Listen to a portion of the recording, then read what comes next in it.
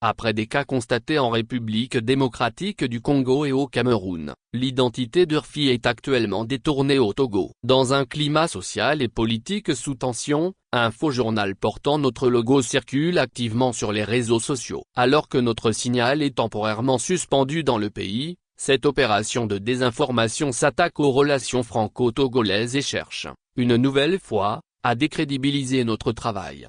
Cette énième opération de désinformation ciblant Radio France Internationale se présente sous la forme d'une vidéo portant notre logo et utilisant notre charte graphique. Durant 36 secondes, on pense, à tort, y entendre la voix d'un journaliste d'Urfi, suivie d'une prétendue déclaration d'Emmanuel Macron. Les propos, faussement attribués au président français, évoquent son homologue togolais, Faure Gnassingbé, ainsi que la coupure temporaire de notre fréquence ainsi que celle de France 24 dans le pays, décidée lundi 16 juin par l'instance de régulation des médias.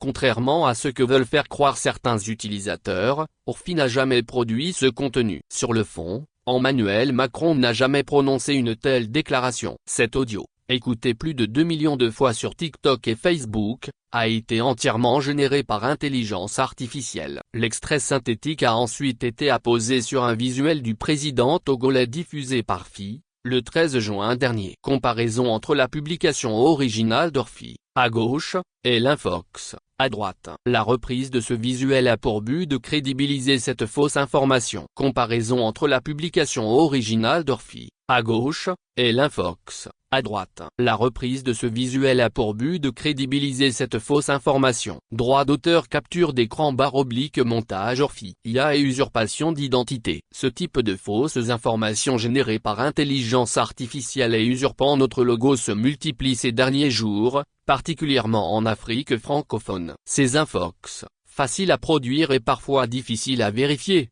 symbolise parfaitement la lutte asymétrique entre la désinformation et notre travail de vérification. Il y a quelques jours, Urfi était ciblé par une série de fausses éditions spéciales en République démocratique du Congo. Au mois d'août dernier, un faux journal d'Urfi au sujet de l'AFC/M23 avait déjà agité les réseaux sociaux. Début mars, un audio siglé Urfi affirmait, à tort, que Félix Tshisekedi allait démissionner. Toutes ces infox ont été générées par intelligence artificielle. Ne pas se faire avoir. Pour ne pas se faire avoir face à l'amplification de ce phénomène, pensez à consulter le site internet et les réseaux sociaux officiels d'Urfi. Si le contenu qui circule en ligne avec notre logo ne s'y trouve pas, alors c'est une fausse information. Source, urfi.fr